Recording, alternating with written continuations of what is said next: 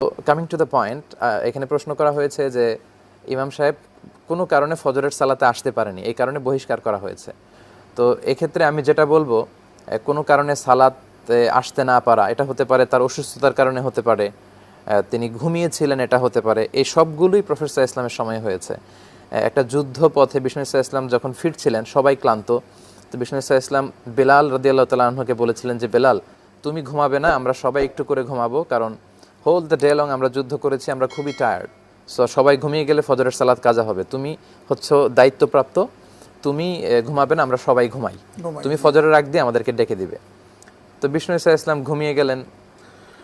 বেলালও রাদিয়াল্লাহু তাআলা আনহু ক্লান্ত থাকার কারণে উনিও ঘুমিয়ে গেলেন। পুরো মুসলিম সোলজার ব্যাটালিয়ন সবাই ঘুমাচ্ছে বিশ্বনবী সহ। সূর্য উঠতে শুরু করলো। সূর্য উঠে যখন তির্যক আলো দিচ্ছিল সবার গায়ে, সর্বপ্রথম ওই আলো পড়েছে ওমরে ফারুকের গায়ে। উনি ঘুম থেকে উঠে দেখে যে ফজরের সালাত আদায় হয়নি, কিন্তু সূর্য উঠে গিয়েছে। উনি চিৎকার দিতে লাগলেন, আল্লাহু আকবার, আল্লাহু আকবার। তখন রাসূল সাল্লাল্লাহু আলাইহি ওয়াসাল্লাম জাগলেন, সবাই জাগলেন। তো বেলালকে জিজ্ঞেস করা হয়েছে, বেলাল তোমার কি হয়েছে? বেলাল বলল যে আপনাদের যে অবস্থা হয়েছে আমারও একই অবস্থা হয়েছে, মানে ঘুমের কারণে আসলে আমরা জেগে থাকতে পারিনি। তো এই ঘুমের বিষয়টা এক্ষেত্রে আল্লাহও ছাড় দিয়েছেন, কারণ ইসলাম বলে যে রুফি আল কালামু আন সালাসা, তিন ব্যক্তির ব্যাপারে ইসলামের কোনো হুকুম কায়েম হবে না। এক হচ্ছে আনিন নাইম হাত্তা ইয়াস্তাইকিজ, ঘুমন্ত ব্যক্তি যতক্ষণ না সে না জাগবে তার আমলনামাতে কোনো ভালো পুণ্য, কোনো দোষ, গুনাহ এগুলো লেখা হবে না। আনিস সাবি হাত্তা ইয়াহতালিম, ছোট্ট বাচ্চা যতক্ষণ না ম্যাচিউরড না হয়, ছোট বাচ্চা কোনো পাপ করে ফেললে এটা ধর্তব্য না। আনিল মাজনুন হাত্তা ইয়াসিহা, কোনো পাগল, মেন্টালি ডিসঅর্ডার, সে এমন কোনো কাজ করে ফেললো, সোসাইটিতে এটার কোনো বিচার নাই। তো যেখানে বিশ্বনবী সাল্লাল্লাহু আলাইহি ইসলামের ঘুমের কারণে সালাত কাজা হয়েছে, আমরা যারা দুর্বল প্রকৃতির ইমানদার, আমাদের এরকম ঘটনা মাসে বছরে একটা দুটা হতেই পারে। তো এক্ষেত্রে একটা মিউচুয়াল আন্ডারস্ট্যান্ডিংয়ে যাওয়া দরকার। সেক্ষেত্রে ইমাম সাহেবকে নোটিশ দেওয়া যেতে পারে যে আপনি আরেকটু সচেতন হন। এবং ইমাম তো মানুষ, ইমামও একজন মানুষ, রক্তে মাংসে সে মানুষ। জি, তো সুতরাং একটি ফজরের নামাজে যে আপনি ক্রাইটেরিয়াটা বললেন যে নামাজ ঘুমের কারণে যদি দেরি হয়ে যায় তাহলে তাকে আল্লাহ তাআলা রাসূলুল্লাহকে ছাড় দিয়েছেন, সেখানে আমরা তো সাধারণ মানুষ, এবং নামাজের ক্ষেত্রে এরকম ভুল তো হতেই পারে। আর এটি আসলে ন্যাচারালি যদি কেউ আবার এটি অভ্যস্ত হয়ে ওঠে যে আমরা ঘুমিয়ে থাকবো, ফজর পড়বো, উঠে বেলা ওঠার পরে, তাহলে তো এটা ইমাম সাহেবের যেহেতু এমনি একটা আলাদা রেসপন্সিবিলিটি, তার দায়বদ্ধতাটাও বেশি। তো সেক্ষেত্রে হয়তো এরকম যদি কন্টিনিউ করতে থাকেন উনি, না, এটা ইমামের ক্ষেত্রে বলা হয়নি, আমরা সাধারণ মানুষদের সাধারণ মানুষের ক্ষেত্রে তো, এবং এটা ঠিক আছে, ইমাম সাহেব যাতে করে সঠিকভাবে করেন আমরা সেটাই আশা করছি। এবং সব মিলে ইমামের ভুল হতেই পারে, এটাও কমিটিকে এটা আসলে সেভাবেই নিতে হবে। আমরা এত বললাম যে ঘুমের কথা, অসুস্থতার কারণেও বিষ্ণু সাল্লাল্লাহু আলাইহি ইসলামের জামাতে যাওয়া হয়নি অনেক সময়। তো এটা একজন মানুষ হিসেবে আমাদের হতেই পারে। সালাত কায়েম করো, সালাত কায়েম করো, হবে সম্মানী তুমি। সুন্নাহ অনুযায়ী আগে আগে পড়া ভালো। আপনি মসজিদুল হারামে গেলে দেখবেন যে কত আগে ফজর পড়ে, ছায়া হার ফজরের 1-1.5 ঘন্টা পরে সূর্য ওঠে, ঠিক কি না? অনুশোচনার চোখের পানি চোখ বেয়ে নাকের ডগা পেয়ে জমিনে পড়ার আগেই আল্লাহ এই বান্দারে মাফ করে দেয়। আউয়ালু মা ইউহাসাবু বিহিল আবদু ইয়াউমাল কিয়ামাতি আস-সালাহ, কিয়ামতের দিন সর্বপ্রথম হিসেব নেওয়া হবে নামাজের, সালাতের। সালাত চিনেন তো? কুরবানির গোশত খাওয়ার মাঝখানে যেটা খায় ওইটা, হ্যাঁ, এটারে বাংলায় আমরা নামাজ বলি। কি বলি? নামাজ। বিশ্বনবী ইন্তেকাল করবেন, রুহু বের হয়ে যাচ্ছে, 2-3টা শব্দ বললেন, এর মধ্যে একটা ছিল সালাত। আর সালাত, উম্মতেরা নামাজ, নামাজ, নামাজ ছেড়ে দিও না। ওমা মালাকাত আইমানুহুম। মানুষ ইন্তেকালের আগে শ্বাস বের হয়ে যাচ্ছে, রুহ চলে যাচ্ছে, ওই মুহূর্তে কি জরুরি কথা বলে নাকি ফালতু কথা বলে? সবচেয়ে জরুরি কথাটাই তখন সে বলে যায়, ঠিক কিনা? কথা বলেন। বিষ্ণু বলেছিলেন নামাজ।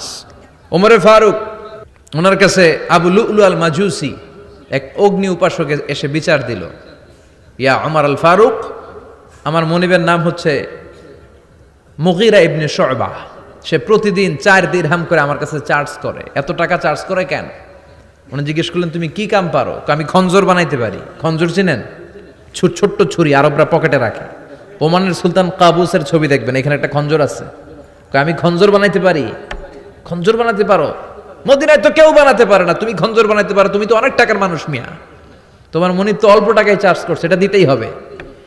আবু লুলু কয়, ওমর তুমি সবার জন্য এত নরম, আমার জন্য গরম, তোমারে আমি বুঝাবো। সে বাড়িতে যে একটা খঞ্জর বানালো, মাকবাদাতুহু ফি ওয়াসাতিহি, যে খঞ্জরের হ্যান্ডেল হচ্ছে মাঝখানে, দুই দিকে ধারালো ছুরি। এটারা ধার দেয় আর কয় ওমর তোরে আমি বুঝাবো, প্রতিদিন ধার দেয়। সাইয়েদনা ওমরে ফারুক মসজিদে নববীর ইমাম, ওয়াকানু ইউসাল্লুনা বিগালাস, তখন ওনারা অন্ধকারে নামাজ পড়তেন আউয়াল ওয়াক্তে। আমরা তো দেরি করে পড়ি, সুন্নাহ অনুযায়ী আগে আগে পড়া ভালো। আপনি মসজিদুল হারামে গেলে দেখবেন যে কত আগে ফজর পড়ে, ফজরের 1-1.5 ঘন্টা পরে সূর্য ওঠে, ঠিক কিনা?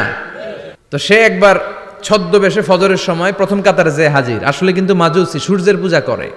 খঞ্জরটা নিয়ে এসে দাঁড়ালেন। ওমরে ফারুক ফজরের সময় ঢুকলেন, বললেন আকিমিস সালাহ, একামত দাও। একামত দেয়া হলো। ওমরে ফারুক আল্লাহু আকবার বলে অন্ধকারে ফজরের সালাত শুরু করলেন। প্রথম রাকাত যখন পড়ে ফেললেন, রুকুতে যাবে, ইন দ্য মিন টাইম সে খঞ্জর বের করে ওমরে ফারুককে 3টা স্টেবিং করেছে। একটা নাভিতে মারার সাথে সাথে নাভিটা কেটে গেল, আর একটা এই পাশে পাজরে, আর একটা পেটের মাঝখানে, পেটও কেটে গেল। ওমরে ফারুক বললেন কাতালানি আল কালব, এক কুকুর আমারে মেরে ফেলেছে। ওমরে ফারুককে পিছনে নিয়ে যাওয়া হলো। আব্দুর রহমান ইবনে আউফকে টেনে ইমামতির জায়গায় নেওয়া হলো। আর সে কাতারের মাঝখান দিয়ে খঞ্জর ঘুরাতে ঘুরাতে আগাতে লাগলো। ওর খঞ্জরের আঘাতে 7 থেকে 8 জন সাহাবী স্পট ডেথ, জায়গায় শেষ। ওমরে ফারুক বেহুশ ওমরে ফারুক। ওনার মুখে দুধ দেয়, দুধ ওই নাভি দিয়ে বের হয়ে যায়। নাভিজ দেয়, নাভিজ পেট দিয়ে বের হয়ে যায়। রাষ্ট্রীয় চিকিৎসকরা বুঝতে পারলো উনি আর বাঁচবে না, বেহুশ। সবাই দাঁড়িয়ে আছে। কি হয় আমাদের আমিরুল মুমিনিনের, 10টি বছর তিনি অর্ধ পৃথিবীর শাসন করেছেন, উনার ভয়ে বাঘে মহিষে এক ঘাটে পানি খেত। হুশ ফেরার পরে ওমরে ফারুক বলে না আমারে মারছে কে, আমার কি অবস্থা, বাঁচবো কিনা, আমার ছেলে আব্দুল্লাহ কোথায়, আব্দুর রহমান কোথায়, আমার বিবিরা কোথায়, কত সম্পদ আমার আছে, কোথায় গেলে ভালো চিকিৎসা পাওয়া যাবে, কিচ্ছু সে বলে না।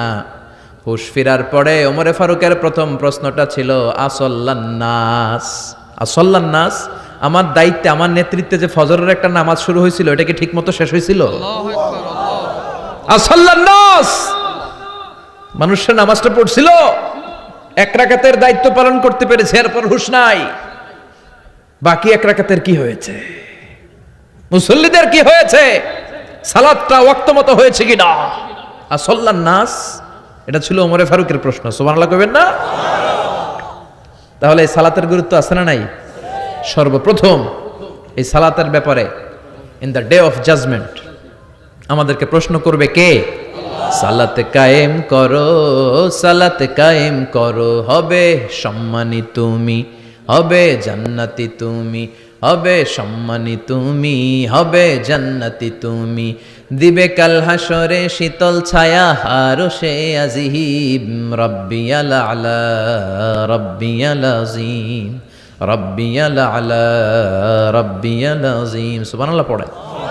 এজন্য নামাজ, নামাজ, এই নামাজ যাতে মিস হয়ে না যায়। সব মিস হতে পারে, নামাজ মিস হতে পারে না।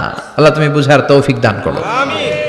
আমি আপনাদের খেদমতে সূরাতু আত-তাহরীম থেকে ছোট্ট একটি আয়াতের অংশ তেলাওয়াত করেছি, যেখানে আল্লাহ তাআলা আমাদেরকে আহ্বান জানিয়েছে, ওহে বিশ্বাসীরা, পাপ হতে পারে, ভুল হতে পারে, অন্যায় হতে পারে, ওই অন্যায়ের উপর অটল থেকো না, আমার কাছে ফিরে আসো। কাম টু ইউর লর্ড, তোমার রবের দরবারে ফিরে আসো, ক্ষমার মতো ক্ষমা চাও, ক্ষমার মতো ক্ষমা চাইলে আমি সব ক্ষমা করে দেব। সুবহানাল্লাহ পড়েন। রব্বুল আলামিন বলেন, ইয়া আইয়ুহাল্লাযীনা আমানু তুবু ইলাল্লাহি তাওবাতান নাসুহা।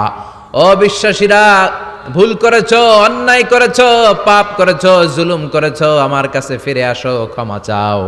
ক্ষমার মতো ক্ষমা চাইলে সব গুনাহ মাফ করে দিতে পারে কে?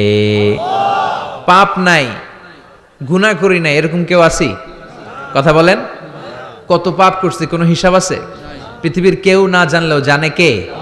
পৃথিবী না জানুক আমি তো জানি, আমি কি পাপ করেছি হায়, আমার পাপের করলে বিচার, বাঁচার আমার নাই উপায়, দয়াময় প্রভু মাফ করো আমায়,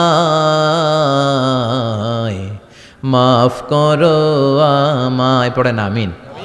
আমাদের পাপগুলো ক্ষমা করে কে? চিল্লায় বলেন কে? আল্লাহ ডেকে বলে, গোলাম আমি হলাম গাফিরুয যামব কাবিলুত তাওব। আমার কাজ হলো ক্ষমা করা, আমার কাজ হলো তওবা কবুল করা। শয়তানের কাজ হলো ওয়াসওয়াসা দেওয়া, আমাদেরকে ভুল পথে নিয়ে যাওয়া। আর আমাদের কাজ হলো ভুল করে ফেলা, আল্লাহর কাজ হলো ভুলগুলো মাফ করে দেয়া। আল্লাহ ডেকে বলে, গোলাম তোরা যদি ভুল না করতি, তোরা যদি পাপ না করতি, তোরা যদি অন্যায় না করতি, তোদেরকে ধ্বংস করে দিয়ে এমন একটা জাতি আমি এই দুনিয়ার বুকে তৈরি করতাম যারা সকালবেলা ভুল করে দুপুরে মাফ চাইতো, দুপুরে ভুল করে রাত্রে মাফ চাইতো, আজকে ভুল করে আগামীকাল মাফ চাইতো। আর আমি আল্লাহ গুনাহগুলো তাদের সব ক্ষমা করে দিতাম। ক্ষমা করে দিতে আল্লাহর বড্ড ভালো লাগে। বান্দা আল্লাহর কাছে বারবার চাক, চোখের পানি ছাড়ুক, এটা আল্লাহ পছন্দ করে। চোখের পানির যে কত পাওয়ার আপনি কল্পনাই করতে পারবেন না। অনুশোচনার চোখের পানি, চোখ বেয়ে নাকের ডগা পেয়ে জমিনে পড়ার আগেই আল্লাহ এই বান্দারে মাফ করে দেয়। বিশ্বনবী ডেকে বলে, ও আমার উম্মতেরা শোনো, আল্লাহর কাছে দুনিয়ার মানুষদের দুই ফোঁটা পানি সবচেয়ে প্রিয়। এক হলো জিহাদের ময়দানে রক্তের ফোঁটা, দুই হলো অনুতপ্ত বান্দার চোখের পানির ফোঁটা। কত ভুল আপনি করেছেন, কত অন্যায় আপনি করেছেন, কত পাপ আপনার হয়েছে, কত মিথ্যা আপনি বলেছেন, কয় ওয়াক্ত নামাজ ছেড়েছেন, কয় লাখ টাকা ঘুষ খেয়েছেন, কত যৌতুক আপনি খেয়েছেন, কত মিথ্যা আপনি বলেছেন। আপনার পাপ যত বড় হোক, যত বিশাল হোক, যত বেশি হোক, আল্লাহর দয়ার পরিসীমা তার চাইতেও বড়। আপনার পাপ, আপনার অন্যায়, আপনার জুলুমগুলো যদি হয় খালের পানির সমান, বিলের পানির সমান, আল্লাহর দয়া সাগরের পানির সমান।